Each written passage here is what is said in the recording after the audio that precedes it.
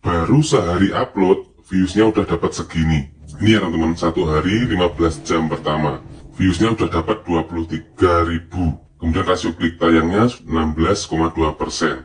Coba saya refresh dulu ya teman-teman. Saya refresh dulu.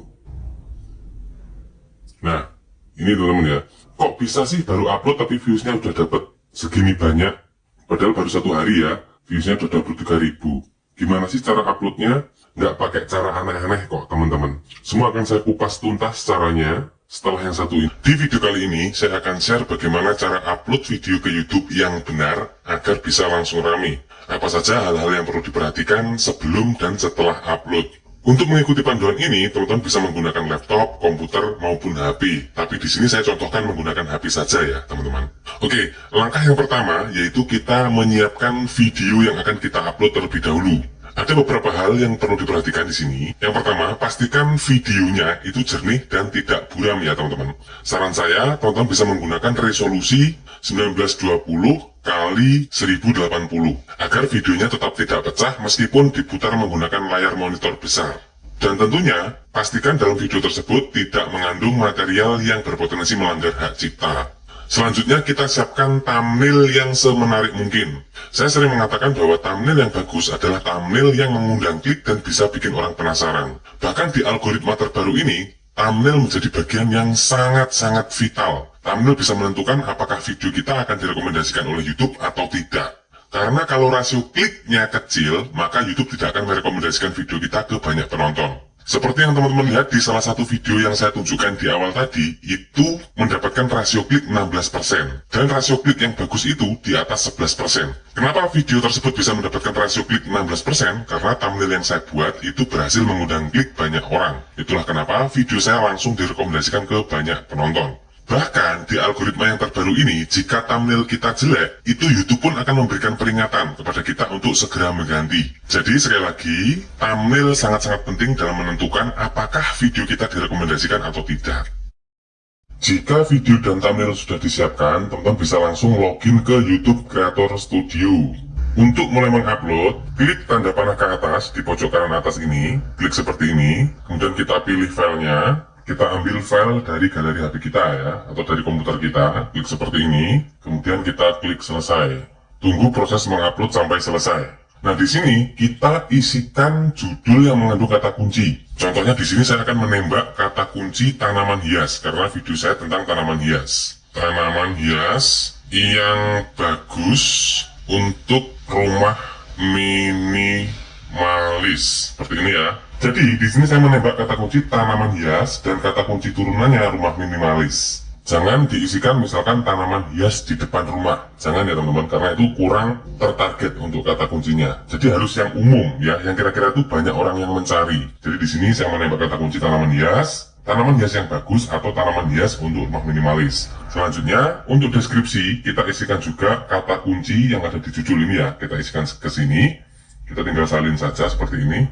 Nah, kemudian kita pastekan di deskripsi. Nah, kita bisa tambahkan kata-kata tambahan lagi.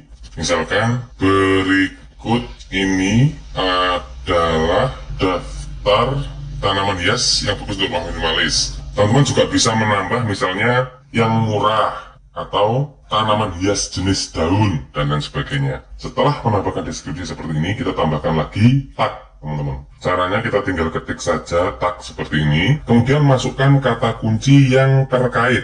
Misalnya tanaman hias, kemudian tanaman hias untuk rumah, kemudian bunga, kemudian bunga taman, ya dan seterusnya. Jadi di sini deskripsi sudah, tagnya sudah, terakhir kita tambahkan hashtag teman-teman. Seperti ini caranya. Kita klik hashtag, kemudian kita tuliskan tanaman, kita pilih ya tanaman hias. Selanjutnya tanaman hias murah dan seterusnya. Untuk hashtag ini maksimal 4 ya teman-teman ya. Isikan 3-4 yang benar-benar terkait dengan topik video kita. Fungsinya untuk apa sih menambahkan hashtag seperti ini? Jadi fungsi hashtag adalah supaya YouTube lebih mudah dalam mengkategorikan dan mengklasifikasikan video kita. Dengan tujuan, video kita akan direkomendasikan ke orang yang tepat, yang menyukai tanaman hias atau bunga taman misalnya. Selanjutnya teman-teman upload thumbnail yang tadi sudah disiapkan. Dan ciri-ciri thumbnail yang bagus sudah saya jelaskan di awal tadi ya. Yang pertama harus mengundang klik, dan yang kedua harus bikin orang penasaran. Kemudian isikan playlist. Selanjutnya ini pilih yang tidak, video ini tidak dibuat untuk anak-anak. Kemudian tampilkan lebih banyak. Di sini ada bagian penting yang harus kita isi, yaitu di bagian tag sini teman-teman. Kita bisa mengcopy dari deskripsi tadi ya. Yang tag ini bisa dipastekan di kolom yang tadi. Kita tinggal pastekan di sini. Nah, ini mengisinya dipisahkan dengan koma ya teman-teman. Misalnya tanaman hias, koma, tanaman hias untuk rumah, koma, bunga, koma, dan seterusnya. Kemudian bahasa video, ini pilih yang Indonesia. Yang lain biarkan saja default seperti ini. Untuk kategori, kita sesuaikan. Saya sudah banyak membahas panjang lebar tentang kategori, teman-teman bisa cek di video dengan thumbnail yang ini. Saya sudah membahas tentang bagaimana cara menentukan kategori untuk video kita. Kemudian ini bebas ya, teman-teman bisa pilih yang tahan komentar ini. Jika sudah, langsung saja klik berikutnya, pojok kanan bawah. Nah, di sini kita klik berikutnya lagi. Pastikan hak cipta tidak ada masalah ya, kemudian klik berikutnya lagi. Nah, di tahap ini sangat penting teman-teman. Kebanyakan YouTuber pemula pada langkah ini langsung memilih yang publik. Kebanyakan seperti itu. Di langkah ini teman-teman pilih yang pribadi terlebih dahulu. Seperti ini. Jadi bedanya, kalau pribadi ini hanya kita yang bisa menonton. Kalau di publik ini sudah live, bisa ditonton oleh banyak orang. Gitu ya, kita bikin pribadi dulu, supaya videonya nanti tidak langsung dipublish oleh YouTube. Kemudian kita klik simpan. Nah, pastikan videonya ini sudah benar-benar terupload dengan sempurna teman-teman ya. Tidak ada loading, tidak ada proses yang berjalan. Artinya video ini sudah terupload secara sempurna. Kemudian kita cek dulu untuk memastikan ya, double check istilahnya. Judul sudah sesuai, deskripsi sudah sesuai, video sudah terupload sempurna, hashtag sudah, thumbnail pastikan sudah terupload juga, playlist juga sudah terisi, semuanya pastikan sampai bawah. Cek semuanya pokoknya, kalau udah bener semua seperti ini, bahasa sudah benar, baru kita bisa buat publik teman-teman. Kita kembali dulu, setelah semua tersetting dengan baik, semuanya sudah terisi dan video terupload sudah sempurna, kita buat visibilitas yang sebelumnya pribadi atau private, kita ubah menjadi publik teman-teman. Publik seperti ini, kemudian publikasikan.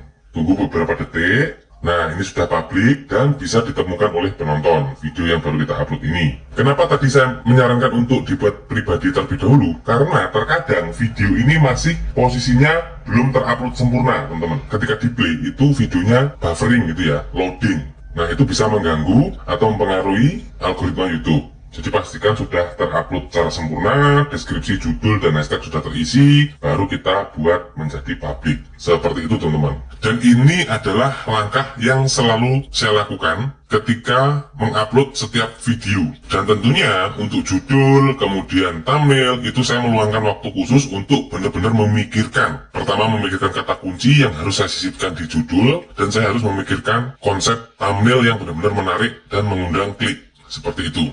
Nah, ini adalah proses sebelum upload dan ketika upload.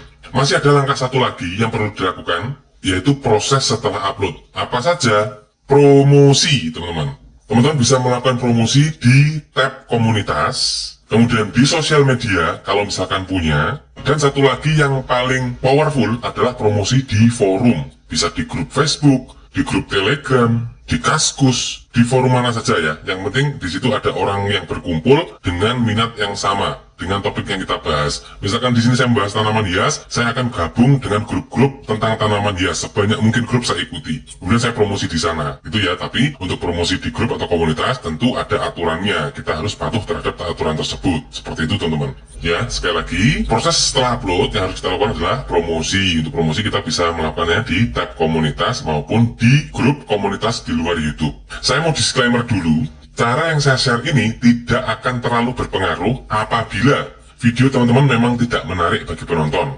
Dan yang kedua, thumbnailnya kurang bagus. Jadi jika teman-teman sudah mempraktekkan cara ini, tapi ternyata view-nya nggak rame, penontonnya sepi, itu kemungkinan hanya ada dua. Videonya memang tidak menarik. Yang kedua, thumbnailnya memang tidak bagus. Itu mau diapa-apakan pun juga akan sulit teman-teman. Jadi dua faktor penentu ini ya. Jika videonya sudah bagus, kemudian thumbnailnya sudah menarik, ditambah pada saat upload menggunakan cara yang saya bagikan barusan. Saya yakin video teman-teman tidak akan pernah sepi penonton.